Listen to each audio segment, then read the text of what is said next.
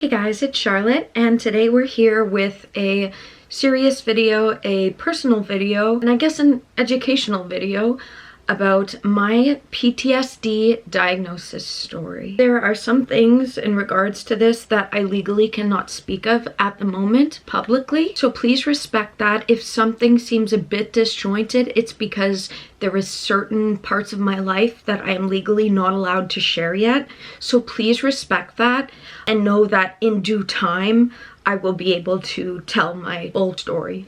But today, what this is going to mainly be about is what a PTSD diagnosis is for people who haven't been in war. And I'm also going to be speaking about misdiagnoses and how I had a great medical team, but there's many trauma victims which aren't victims of war, but have had one or multiple traumas in their life. Because remember, war victims that have PTSD, there's multiple traumas they experience in war. It's not just one thing. There's multiple traumas in day-to-day regular Western society or normal life. And how I was lucky enough to get a good medical team that took me seriously, didn't push me to the side, and didn't misdiagnose me. But not everyone has that. And thankfully, there are professionals, not laymen like I, but actual professionals speaking up and talking about essentially the epidemic of misdiagnoses and diagnosing women who are trauma victims, saying that they have a personality disorder, like borderline personality disorder or bipolar, or even schizoaffective disorder. There's many that are diagnosed with one of those three labels, when really a more accurate diagnosis for them would be PTSD, because it's post-trauma stress symptoms. PTSD is technically still a disorder. That whole thing I don't like either, because I don't let my diagnosis define me. I don't let what happened to me define me. That's not who I am. It's what happened to me. And I'm not now disordered for life because that happened to me. I've healed a whole lot. Like, if I think the 2.5 years ago, when my symptoms were their worst, my post-traumatic stress symptoms were their worst, I've came so far since then. But if I had been misdiagnosed and told that I just have a personality disorder and it's just your fault and it's how your brain is, when what you're exhibiting is post-traumatic stress symptoms and not a personality disorder, that would have completely warped the view of myself. It's funny, I have a thing up from one of the professionals of my team, and it's traumatic invalidation. That's essentially what psychiatry en masse is doing to women that are trauma victims, but not trauma victims of war. But whether that's rape, sexual assault, those things, on a mass level, traumatic invalidation is happening from professionals onto clients, aka human beings, aka femme victims of trauma, and telling them that they're disordered. Anyway, so I'm already talking so much about that, but I feel that this is a really important talking point to talk about, because I acknowledge my privilege. I have a whole video talking about how to check your privilege check examples, but I'm very much aware of my privilege of having a very good medical team, and me also self-advocating, which honestly, I am someone who has a high IQ, and I am very good with public speaking. And because of that, I was also able to self-advocate and get my feelings and the truths of what happened to me out. But not everyone comes from that same place of privilege as me. Some are nonverbal, you know, so I was able to self-advocate and also have an incredible team of professionals with empathy who have access to empathy. But there's a lot of medical professionals, psychiatrists, that are sociopaths. Like, we have to be aware of that, because you can pay your way up if you're smart, and there's a lot of sociopaths that are smart that become psychiatrists, become psychologists, so they learn how to manipulate and then label majority femme trauma victims as having a personality disorder. And we have to be aware of those things. But thankfully, those weren't the professionals that made up the majority of my team. Thankfully, most of the professionals I work with have access to empathy. So because of that and all the other factors, I got good treatment. But guess what? Majority don't. So that's why I'm talking about this. Okay, all right, that's my intro. Also, I put all of my footnotes up on my Patreon because I don't script my videos. I just write footnotes. Some of them are longer than others. Sometimes it's almost an essay, but most of what I speak of is just improv and me speaking on the topic as a whole. But if you want to join my Patreon, I also have some videos on there that are only for Patreon subscribers. So yeah, if you guys want that and you want to support me, because right now I am only making $100 a month, I'm okay with that because I have the privilege of living at my family home, and I'm gonna still keep using my voice and do my social media for the greater good. That's what I always say, using my social media, my presence, my voice for the greater good, and I believe that God will bless me with the income as I keep building my brand again and getting more comfortable with posting on social media again, because one of my PTSD symptoms is avoidance. This is another thing, is they're diagnosing some women with avoidant personality disorder. No, being avoidant is literally a PTSD symptom. Yet instead of diagnosing them with PTSD, you're diagnosing them with just, oh yeah, you're really avoidant. Ugh, ridiculous. Anyways, but because of my trauma and my groomers finding me via social media and me having to keep in close communication with them via social media for so many years, it's hard for me sometimes to record, sit down, or even feel the motivation. Okay, I'm getting off track though, I'm getting off track. Anyways, but this is kind of talking about it, like some symptoms of PTSD, literally avoidance. But it's not, oh, you're just avoidant. No, where does it stem from? That's the problem with psychiatry as well sometimes, is they don't treat where it stems from. They just give band-aid drugs to just mask the symptoms, the post-traumatic stress symptoms, yet they're not even diagnosed with. Let's get into the points I have and talk about my PTSD diagnosis. I was told from the very beginning of my treatment, after leaving my second abuser, that my symptoms are that of PTSD. The nurses at the crisis center told me that visually the symptoms of BPD, borderline personality disorder, and PTSD, post-traumatic stress disorder, I think it should just honestly be PTSS, post-traumatic stress symptoms, symptomology or something. That would be more accurate than, anyways, I'm a layman, I can't speak on the DSM-5, even though the DSM-5 was written by male sociopaths in power. But the nurse is telling me this, and then now the emerging evidence and clinicians speaking forward saying, BPD is actually baseline the same as PTSD, but it's only women that get diagnosed with BPD. It's ridiculous. So I had good nurses. And I think what's part of this as well, and what makes some professionals or some clinicians say that a woman has BPD instead of PTSD, even if both are from trauma, is I was groomed by both of my to never resist, to be very submissive, to never show any kind of anger. So I never exerted a lot of anger. Now I'm finally feeling justified anger in the healing process. But if victims and females in crisis are showing any kind of anger or any kind of resistance, like this is, I'm so mad or angry, they'll be like, oh, the clinician's perfect, this is breeding ground to just tell them they have BPD.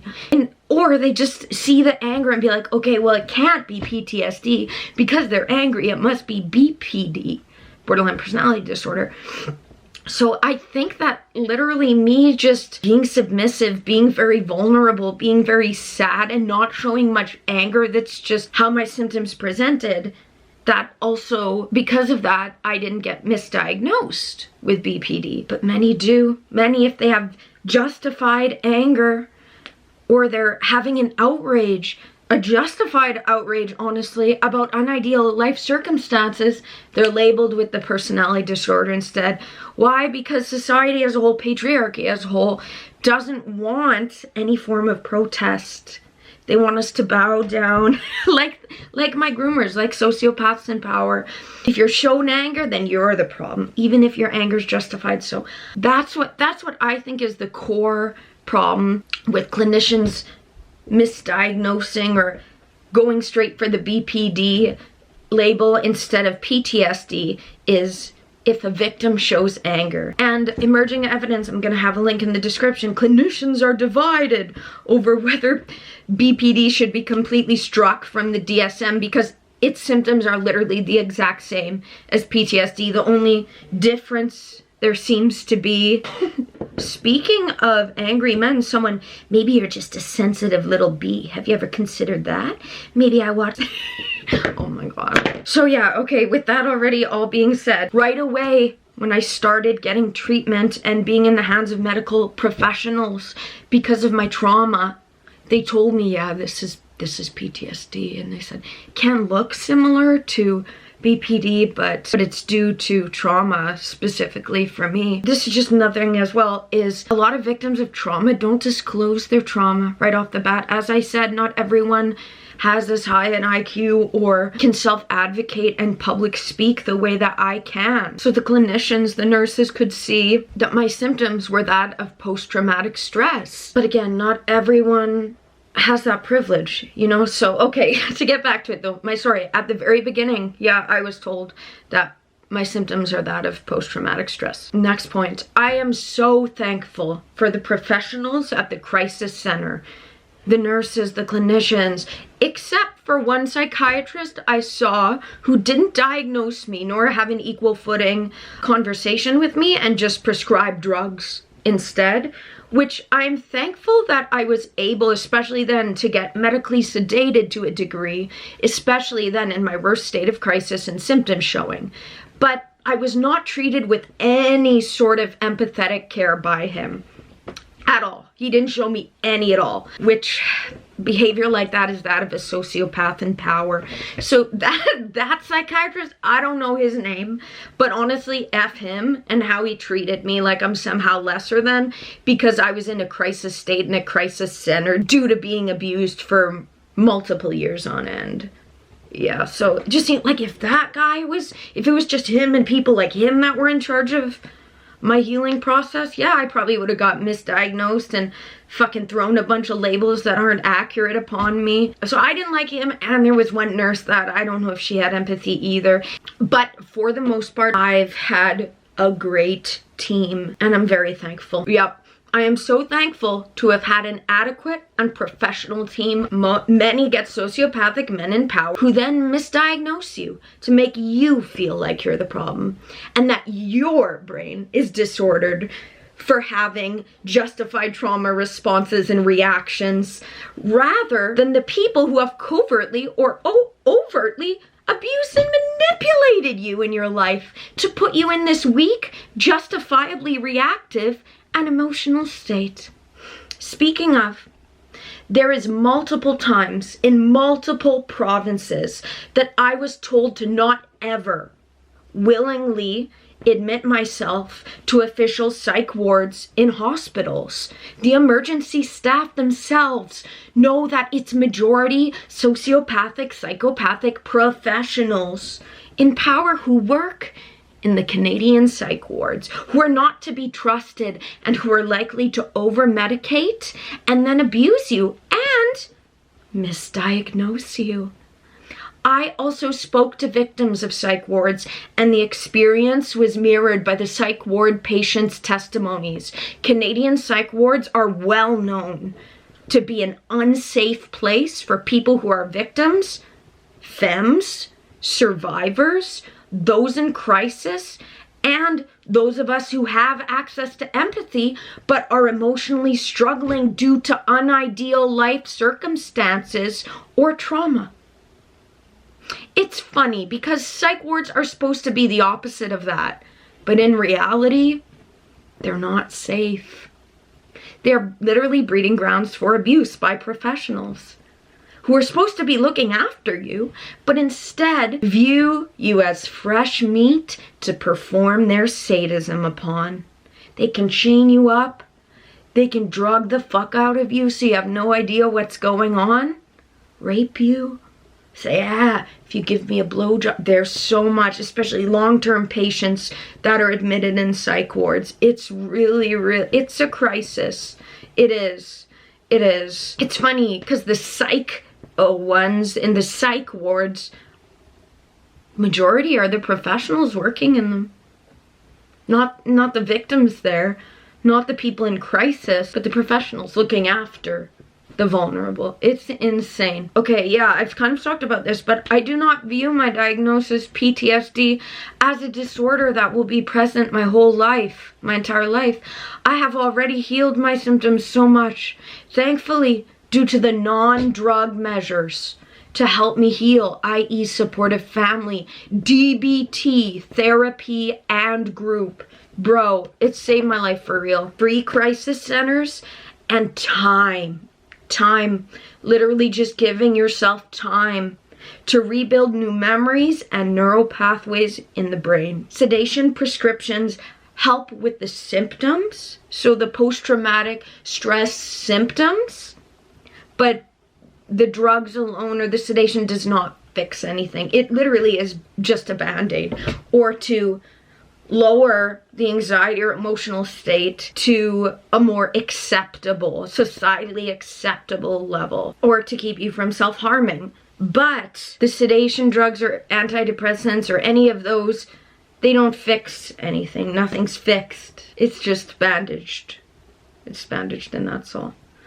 Especially if you're, and I'm speaking of trauma victims. Yeah, another point, I think it's fucking awful that if you're not a male victim of war-based crimes, that en masse, those seem to be diagnosed when presenting PTSD symptoms are told that it cannot be PTSD. At the very most, it's CPTSD, which isn't officially diagnosable, so you can't have any legal footing or official diagnosis besides a personality disorder diagnosis, simply because your post-trauma is from long-withstanding abuse or is from abusive people in Western society and not in a warring country. It is those professional psychiatrists or simply psychiatrists unaware, like academia lovers that just bow down to everything ever taught in modern academia, so they're just unaware and they don't use any critical thought,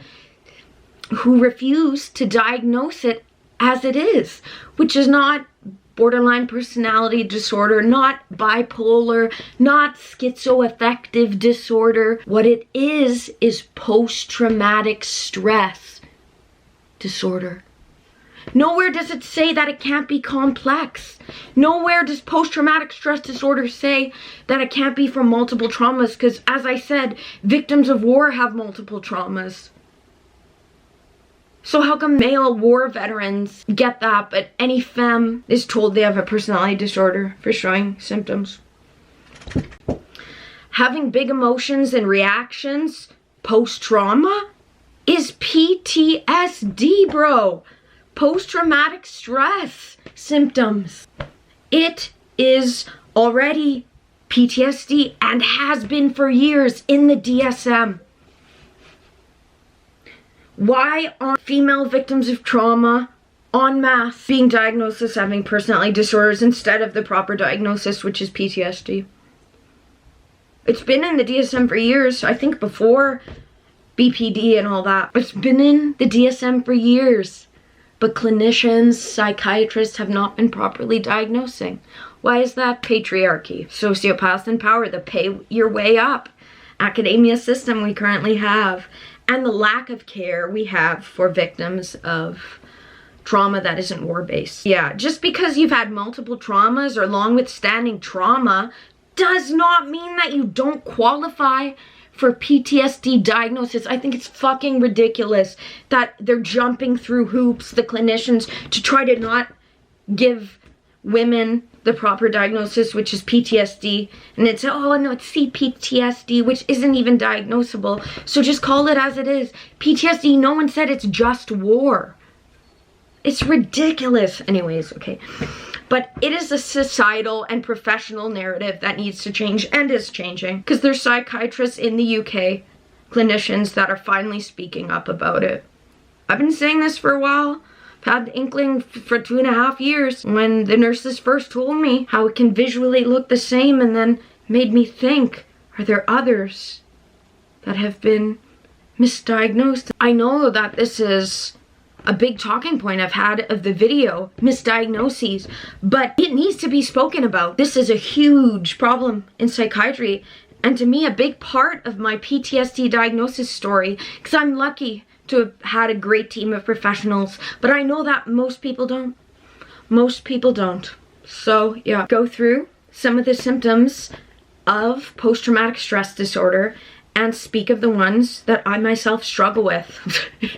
Basically like all of them, but not every single point, because of course each person's life history is different, their abuse history, like of people abusing them, is different, their trauma is different, their life is different. So not everyone is going to be exactly the same in every single way with every single symptom. But this is technically about my PTSD diagnosis. Let's talk about that. Okay, but before I go into the official symptoms, if I can just, from memory, it's hard because thinking about it, I was in such a low state, especially in my worst crisis, so it's hard to go over it again, but whatever, fuck it, exposure therapy. When I first was in crisis 2.5 years ago, fall time, I could only sleep 3 hours a night, and the whole time that I was awake, I was vibrating, so I was hyperventilating, I was crying literally all day, like constantly. It was, some people, I doubt that happened. No, this is my story. This is my story. This is what happened to me. I'm just recollecting events that happened. I was in a state of disbelief because I started being gaslit even further by my abuser. So I was panicking basically all day. I wasn't getting enough sleep. I couldn't eat. And I'm someone who's had trouble with binge eating before. And all I could have during that time was just orange juice. That's all I could, sorry, it's hard talking about it because then, but you know what? I've came so far.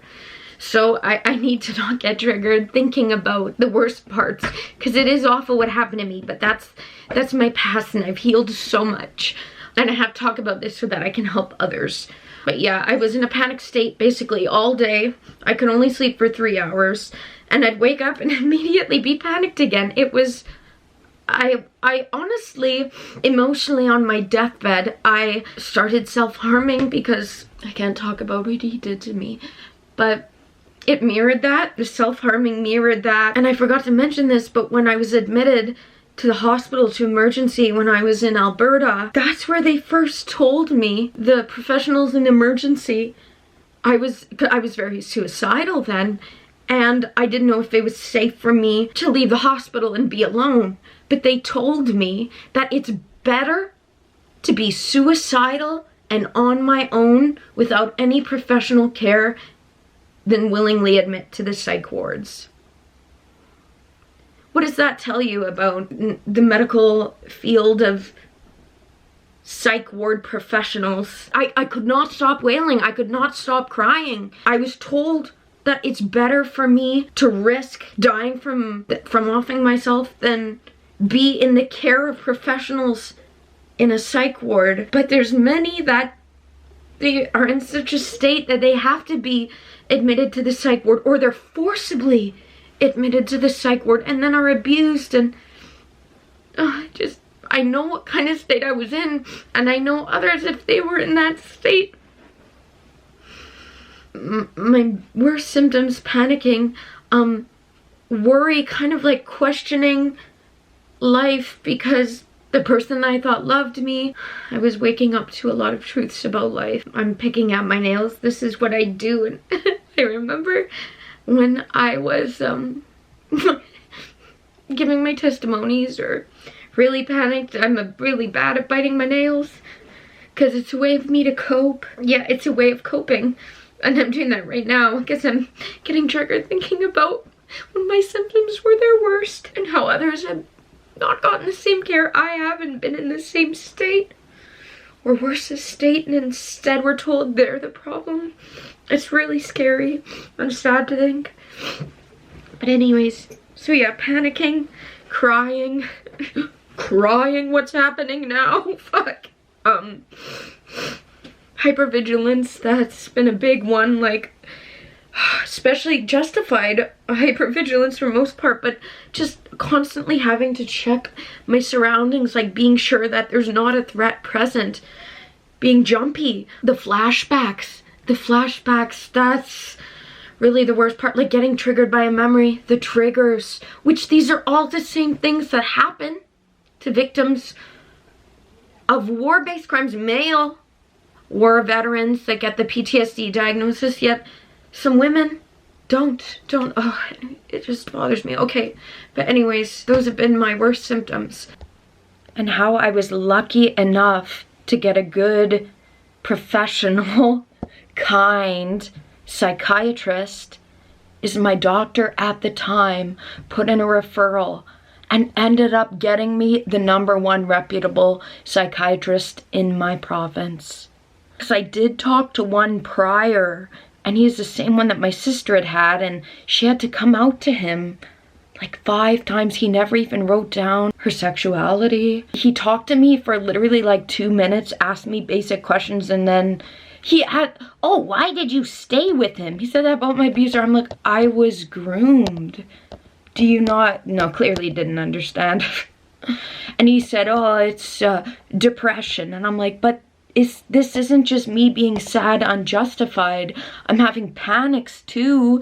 And I'm in this constant state of, so he said depression, but no one, the professionals that besides him that had been dealing with me the whole time of my treatment told me, yeah, it's PTSD. And I looked it up, educated myself. I'm like, yeah, I do. Those are all the symptoms. This is exactly what it is. I knew that I didn't just have depression. Anyway, so the first psychiatrist I got was really shitty. Awful professional in power. Ridiculous. So I'm thankful that I had good doctors and they were able to get me the best psychiatrist in my province. I feel kind of elite having him, honestly. Like, this is why, see, like, I know that I have privilege. I'm so lucky to have been properly diagnosed. But many aren't. And yeah, the psychiatrist I talked to, I explained to him, I'm like, yeah, the hypervigilance, oh yeah, that's a big symptom. And he talked to me multiple times. 45 minute, I think 3 or 4 45-minute phone calls until he officially put out the diagnosis for me. And I got all the legal documents because I needed that for unmentioned reasons. But yeah, so that's how I ended up, and I had to self-advocate. Like, I'd say, well, I know it's not depression, but many are such in this state, and they're just like, okay, I guess that's what it is. I guess it's my fault. When it's not.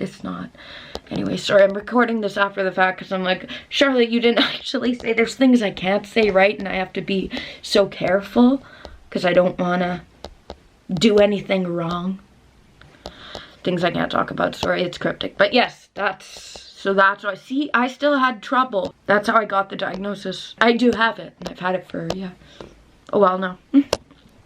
Okay, now I'm just gonna go through the handout from one of the professionals, part of my team, and it's basically going over symptoms of post-traumatic stress disorder, and I'm gonna let you guys know which ones I identify with, and hopefully you guys can follow along here. Like, I'll put it to the side there so that you can read it alongside with me as I'm going through it, so that you can see if these are symptoms that you identify with as a trauma victim, to see if you have been properly diagnosed or if you need an overturn of your diagnosis because you were misdiagnosed by either an unaware or a sociopathic professional in power. So let's go over it. Yep. Post-traumatic stress disorder may develop after a person has experienced, witnessed, or learned about one or more traumatic events. So see PTSD, which isn't even in the DSM, already one or more. It's not CPTSD, it's just PTSD, bro. It's already in the DSM. Like, give trauma victims the respect we fucking deserve after everything we've been through. Instead of being dismissed or misdiagnosed by professionals when PTSD has existed in the DSM for years. PTSD symptoms may start immediately after a traumatic event, or they may not appear until years later, because it takes us sometimes a while to face trauma as what it is, because it's been normalized to us, becomes normalized. especially for trauma victims who have had it long withstanding or have had multiple. See? The symptoms can also vary in intensity over time. For example, you may have more PTSD symptoms around anniversary dates of past traumatic events, or when you are under high stress, which is true. Like, it was just Mother's Day here, and Mother's Day is triggering for me because one of my groomers on Mother's Day would make me write derogatory things on my body, under my dress, when I was going out for celebrations for Mother's Day, and have me take photos of it and send to him for him to get off to on Monday after he spent Mother's Day with his wife on the Sunday. So I identify with that a lot, because holidays, anniversary dates, past traumatic events, and then it leads to high stress, or being under high stress. Like, high stress if you're being reminded or reminisced of someone's acting in resemblance to how your abuser did, that creates high stress, and then yes, you would show symptoms more so then. There are 20 PTSD symptoms that fall into 4 categories. You do not have to have all of these symptoms to have PTSD. These symptoms cause significant distress and can make it difficult to function in your daily life. So listen to that. Then imagine all the people, not imagine because it's truth, there's so many people that have been just told they have a personality disorder and they're to blame. And their difficulty functioning is their own problem, and not that they're having significant distress from post-traumatic stress symptoms. Insane. Okay, anyways, but first, intrusive memories. Frequent thoughts, memories, or images of past traumatic events. So yeah, flashbacks, thoughts, it taking over your thought process. That's how it was for me, especially when I was showing the worst symptoms when I first left my second abuser and was in my worst crisis state. I still get flashbacks. Under that, repeated unwanted distressing memories of past traumatic events. Suddenly acting or feeling like a traumatic event is happening again. Flashbacks. Upsetting dreams or nightmares about past traumatic events. I don't get as many nightmares. I'm not someone who's ever experienced bad nightmares, thank God, but there's some that get it really bad. So see, you don't have to have every single one or have to have high level of each symptom. Everyone's different, right? Next, feeling very emotionally upset when something reminds you of a traumatic event. Yes, I relate to that a lot. Intense physical reactions when something reminds you of a traumatic event. So feeling like getting having to, or shaking, literally having physical reactions, my panic attacks, yeah, hyperventilation. So that's all under intrusive memories. Then the next one, second of the 4 categories, is avoidance. Being avoidant isn't a personality disorder. It's usually a symptom. It's usually a symptom. And here it is, a symptom, an official symptom of PTSD. Frequent efforts to avoid things associated with traumatic events. There was, for a good year or so, it was hard. It's funny because I say now when I'm driving that I like observing and looking at different houses and properties, because for a good year there, when my symptoms were their worst, I couldn't look at houses. I couldn't because it would immediately flash me back and make me remember of my abuser's house, and I couldn't. So that I couldn't even look at properties or houses. I had to disassociate when driving. I would start shaking and it'd be brought back to that memory immediately. That's just something that is an avoidant example that I've struggled with. But to break it down more, so under avoidance, avoiding thoughts or feelings about past traumatic events. Avoiding people, places, activities, or things that remind you of past traumatic events. That's like with my social media, it's really hard for me to sit down and film a video, even though when I'm filming it, I'm not stressed. Well, I guess I'm crying now, so I'm technically stressed. I'm not. It's just, I'm letting my emotions out. I'm allowing myself to talk about a tough subject, talk about my story and the feelings that come along with that. But like for me, now something it's really hard for me to, yeah, even just sit down and do my social media or text friends back. I'm really bad at on my phone. I'm good actually, more so in person with people. But if I'm texting one-on-one with someone, I get very avoidant with that. Even though if I know they're justifiably so, they aren't going to be mad at me. It's just, I used to have to keep in such close communication with my abusers, and I avoid it because of that. And I'm still trying to rebuild those new neural pathways. So yeah, avoidance. This isn't you having an avoidant personality disorder. This is a symptom of PTSD. Next, changes in thinking and emotions. Negative changes in thinking and mood that began or worsened after the traumatic event. I think that they should have during or after the traumatic event, because grooming is during, and that changes in thinking and emotion. But I guess it's post-trauma stress symptoms, so yeah, sorry.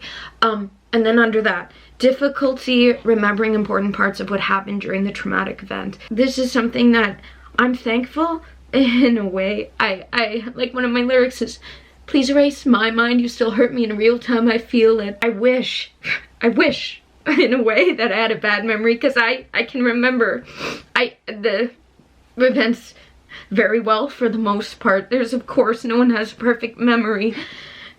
Even the smartest person in the world, greatest memory, can't remember exactly everything and every exact detail that happened in their life. But for me, I don't have difficulty remembering it, but for many, they do. Or it's part of the dissociation that their brain, as a coping mechanism, erases or locks away important parts of what happened during traumatic events so that we don't have to think of it, so that it isn't reoccurring and coming back as flashbacks. So for some people, their brain disassociates from it and doesn't remember it. And that's a coping technique in itself, and is a changing in thinking and emotion symptom of PTSD. Next, under that fourth thing, strong negative beliefs about yourself, others, or the world. I am bad, people can't be trusted, the world is dangerous. The world is dangerous. There are people that can't be trusted. Like, looking at it from a factual perspective, those 2 out of 3 is justified, honestly. But it's that black and white thinking, or the strong, and the fact that it's very strong feeling. Like, I am thankfully gathering self-confidence, and this is through the healing process, through the DBT group, and consistent counseling and consistent healing work. I thought I was to blame when I first left him and started being treated for my PTSD. I really blamed myself. I thought that I had to do more because he groomed me in the way that you have to do more to get his love, to get his attention. And it's from the trauma of that, and that grooming, and the experiences that led me to have those, strong negative beliefs about myself. Next, blaming yourself, for the trauma, or blaming someone else who is not directly responsible. So, as I said, I blame myself. And the blaming someone not directly responsible, there was times where I'd be like, why didn't my family do so? Why didn't they ask me? But facts are that no one's to blame except for the abusers. So I can understand that, but some people with blame can come across as anger, and then that anger clinicians will see and say, see, you're borderline. You're just borderline. It's not that. See, it's PTSD. Anyways, but so that's how I relate to that. And then next, intense and long-lasting emotions such as fear, anger, guilt, shame, and sadness. As I said, especially at the beginning, it was 24/7. My symptoms and my crying and my panic, it was intense and long lasting. Now it's more in bursts or from triggers, but especially at the beginning. No longer being interested in activities you used to enjoy. My music. Being social. Having friends besides older men. Being part of society. They really isolated me. Isolation of them. No longer being interested, so just feeling distant or cut off from other people. So feeling different. Feeling like it's not safe for you to ask for help. And the last of that, difficulty experiencing positive emotions such as happiness, love, and excitement. Notice there that empathy is not one of those. Someone who never has had access to empathy and doesn't have access to empathy, they don't have PTSD. That would be that they have antisocial personality disorder. So don't get that mixed up, like, oh well, I don't really care about anyone else, so yeah, I must have PTSD and they've had no trauma. No. So that's not what it's talking about, but it's when you've been the post-trauma after you've been beat down emotionally or physically. It's hard to feel excitement about life or happy about things because your life hasn't been happy. The experiences you've been through were not exciting or happy or full of love. So, makes sense. Okay, my camera died, but let's try to get through this very quickly. Changes in arousal and reactivity. So this is the fourth subtype. Constantly feeling under threat and on edge. Frequent irritability, anger outbursts, or aggressive behavior towards others. So, as I said, I'm not someone who's been aggressive or anger. Finally, now I'm feeling justified anger. Like, that's awful what he did to me. Fuck him. You know, that kind of justified anger.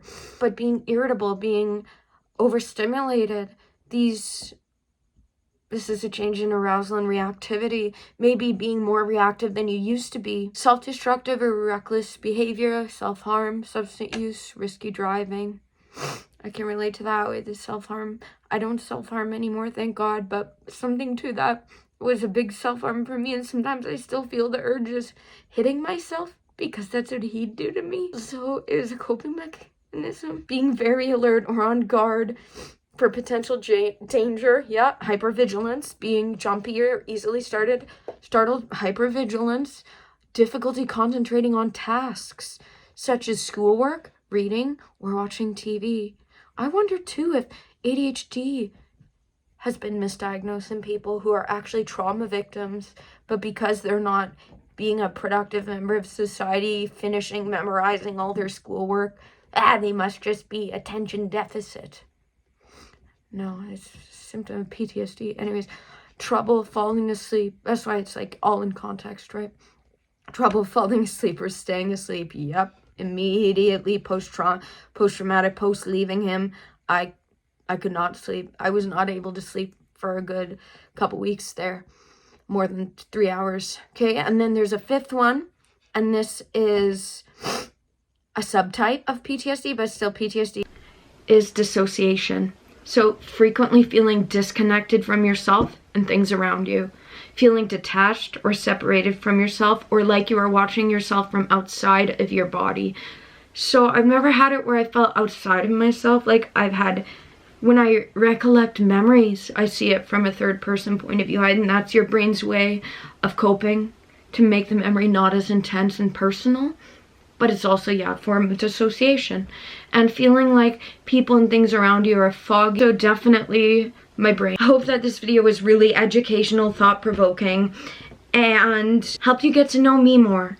And about what I struggle with, I have videos of me having panic attacks, having post-traumatic stress symptoms on camera that I've recorded for educational sake so that I can show people my symptoms, and so I have proof of it.